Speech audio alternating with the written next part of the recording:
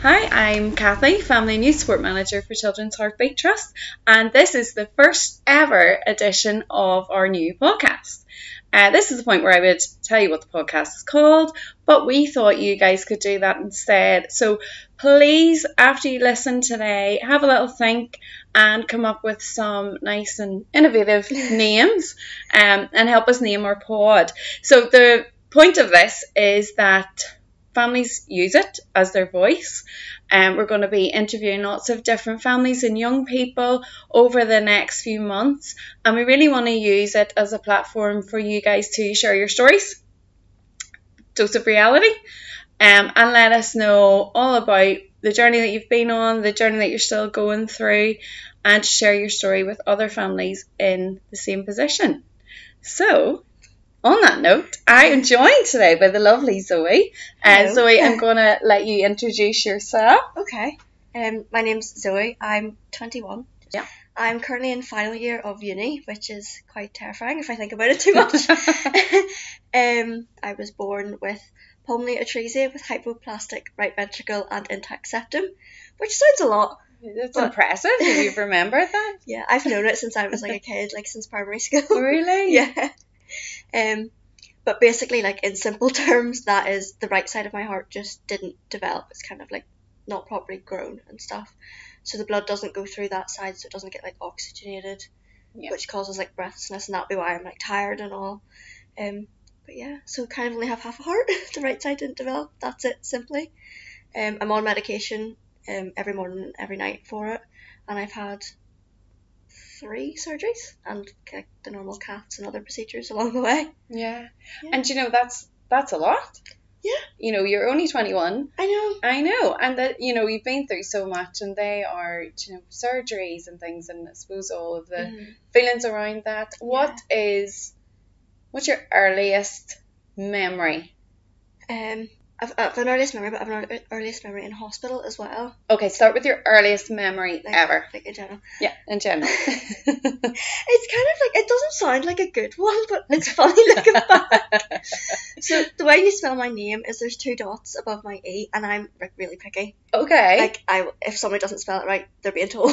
Okay, so fair warning. Yeah. Right, I'll remember that next time I email you. And it was in nursery school, and the teacher like came up to me and was like, "Where does the 2 dots in your name go? Is it the O or the E?" And like, I'm only 3 at this point, but I knew it was my E. I was like, it's the E. And then 10 seconds later, I watched her put it over the O. Oh. And it was just, it's been downhill. Yeah, that's just how she's gone down in your estimation. Yeah. Yeah. Well, it clearly didn't affect your attitude to education anyway. No, it really didn't. No, definitely not. Maybe that spurred it on, was like, I want to spell other children's names. Yes, so I will inspire children to spell their names. Good.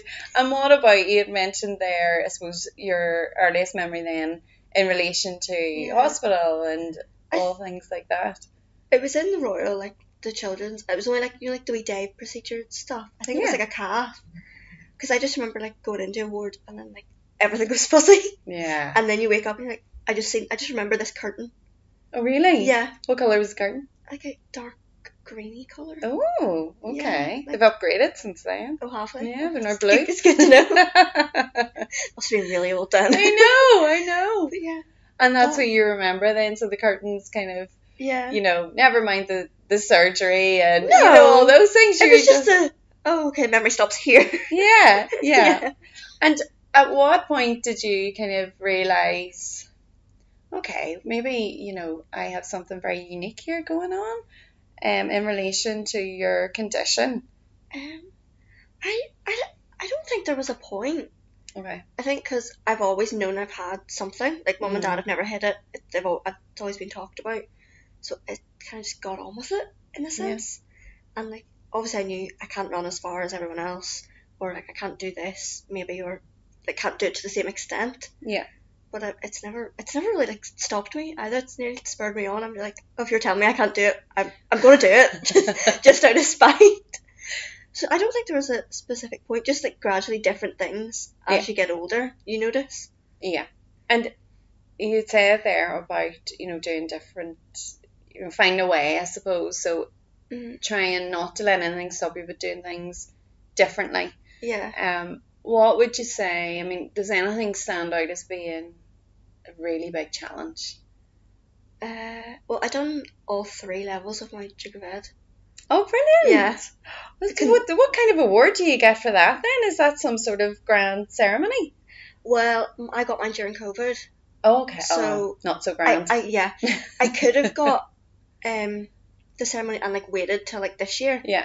But not to sound like, but I'd already met is it Edward? Oh, he came to my high school when I was doing bronze for something to do with the award. Right. So I'd met him then. So I was kind of like, I've already met the guy. It's not guaranteed at the ceremony for him to actually be there, so it's not. All right, okay. And you're only allowed to bring one guest. Oh. So it was kind of like a whole hassle to do what I'd kind of already done. Just post me the certificate. Keep it real. Yeah. Yeah, absolutely. So yeah, that was probably like a big challenge, like looking back on it. Because I was like, I'll do bronze and I'll stop at bronze. Yeah. Completed bronze and was like, okay, I did that, that was easy. Yeah. Let's do silver. I think my mum was a bit like apprehensive of it. And then done silver and it was tough. And then I was like, oh, not do gold. Finished silver. I'll go do gold. Yeah. I've done 2 out of the 3. I have to do the other one. Yeah. Complete it. And yeah, I done them like consecutively as well. Well done. So, like every year I was doing Duke of Ed from when I was like 15 to like 18. Wow, that's brilliant. Yeah. That is really, I'm very impressed. Yeah. I got to bronze and then fell and wrecked my ankle, and that was the end of that chapter. Oh. So yeah, you have much more motivation than I ever did. Well, we were quite lucky there wasn't many injuries. Good. Well, that's good. You learn first aid anyway, don't you? I don't know how they trust us. Like, the training is minimal, and then they're like, okay, out you go. Yeah. Good luck down the side of a mountain. Yeah. And you've spoken quite a bit about your mum and dad, actually. You've brought them up a couple of times, so yeah, they'll be delighted to feature on this there. I'm sure. Would you say that your mum and dad are the biggest source of support for you, or do you have quite a tight circle? Probably them and like my friends at the minute would be quite like, I would tell my friends like everything. Yeah. So every day they get it all. Good. So yeah, but mum and dad would be like a lot with the hard stuff, obviously. Yeah. And like I'm still asking them questions like, I can't remember, when did I have this, or what does this mean? And like mum and dad will still come to my appointments with me. Like they'll not come in, but they'll still like come up with me. Yeah. And like sit outside and be like, okay, how was that? Or stuff like that. Yeah. And how do you feel about that? Like them not coming in anymore? Or? Well, them not coming in but still coming, or is that quite comforting for you to know that they're just outside? Yeah, it's just because sometimes you can be waiting a while and it's nice to have someone to talk to. Yeah. Or like if you're going to a new part of the hospital and you're trying to find where you're going. Yes. Because the main hospital is massive when you come from the children's. It looks so complicated. It's not, like, once you get used to it. Yeah.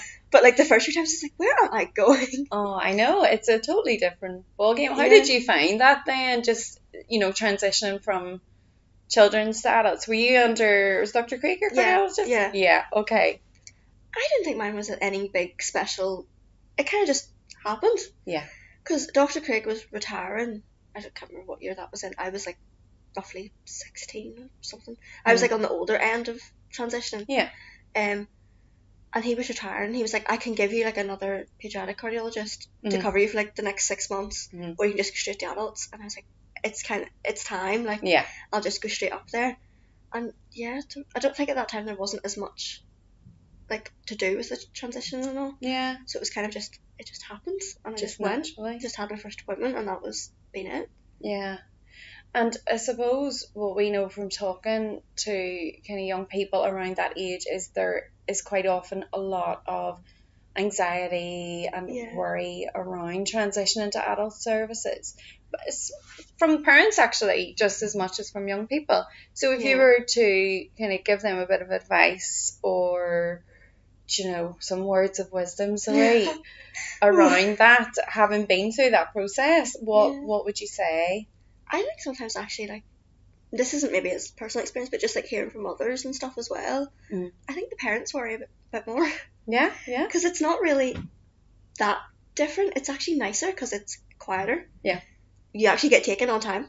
Like, oh, wow, that's brilliant. Yeah, like you go in and you're maybe only waiting like 15 minutes. Yeah. And you get whatever you need done, and then you go home. There's no waiting about. Yeah, okay. So it's so much handier that way. And probably a bigger car park. No. Both of the car parks are not good.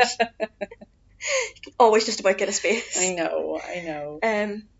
No, well, you don't have to queue for like an hour before the way you do with children's car park. Well, that's good. That's true. That is. But yeah. And having kind of, you're 21 years in now, have you met any other friends that have similar conditions? Yeah. There is me and another girl, and she's a year below me. We've discovered that we are very similar in everything that has like happened. Oh. And even like currently, like when she had COVID, I literally got it the week later. Like, we haven't seen each other in ages, but it was just like she was getting her flu jabs the same as I was getting mine, and we even worked it back. Her last surgery was the same time as my last surgery. Oh, you're joking? Yeah, different hospitals and stuff. Oh, okay. But it was like, this is so weird, and we're on the same medication. Wow. And our conditions are so similar. Yeah. It must be great for you then both to have each other. Yeah, like any issue we have, it's like, have you done this? What did they say? Yeah, I know, I'm sure. So at the minute then, Zoë, we are so lucky to have Zoë at the minute because she is with us on placement. Yeah. She's in her final year, big dissertation year. Yeah. She's thrilled. Can't you tell? Stress hasn't hit yet at all. I know, it's mad. Zoë, so I first met you, I think, when you were 11. Probably before that. Yeah, maybe before. 11 was the first summer blast, which was 10 years ago next year. Which is scary. Yeah. Isn't it? Very scary for all of us. Yes, and since then, Zoë has been on numerous summer blasts, and the most memorable one, you know what I'm going to say. Yeah, I do know what you're going to say. So, if Zoë ever, we have a deal that if Zoë ever starts to learn how to drive and passes, she's to give me fair warning. And then we're going to have to take out some sort of public service announcement to warn everyone. Stay away. Because we were in Todd Sleep, wasn't it? Yep. And part of that, funny that, either way. So part of that, of the activities was off-road driving. Mm-hmm. And we're like, okay, is this safe? Are we okay? These guys are not quite at driving age. Oh, no, it's fine. And the guy actually said, well, nobody's flipped it yet. Introducing Zoë Clare. Yeah. What, within about 10 minutes? Yeah. There was a rescue mission. It was in a ditch. Yeah. Quite severely. It was in a ditch. But you managed to not only put it in a ditch, but literally flip. Oh, I took a wing mirror off. I didn't even know I'd taken it off until after. We were like, oh, there's where it is. There was something missing. Yeah. Oh, I know. It was so funny. But now you're here in a totally different capacity.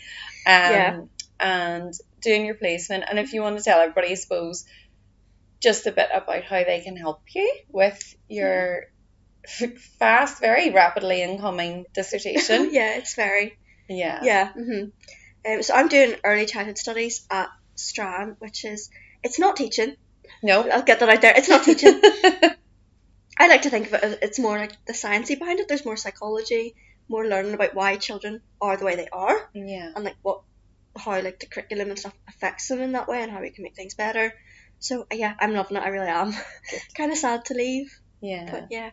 So I'm in final year, as Cathy said, and I'm doing my dissertation, and maybe it just had to be relevant to congenital heart disease. I had to get that in some way. So I haven't quite got a title yet. It's very wordy, but basically I want them to investigate parent perspectives, opinions on how their medical needs are being met in school. So there is legislation and policy out there, but a lot of it's guidance. So I basically want to interview and give questionnaires out to parents and children, families who have congenital heart disease and are currently in a primary school.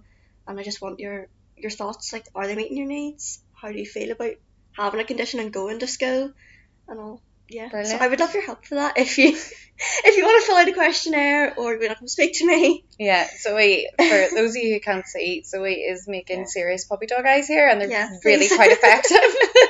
Thanks. So yeah, if you guys it's a very niche subject. Yeah, it is. Yeah. It is. So if you would like to take part in that and help Zoë with her dissertation, then please drop us a PM. And it won't take up too much time, but it would just be a massive help.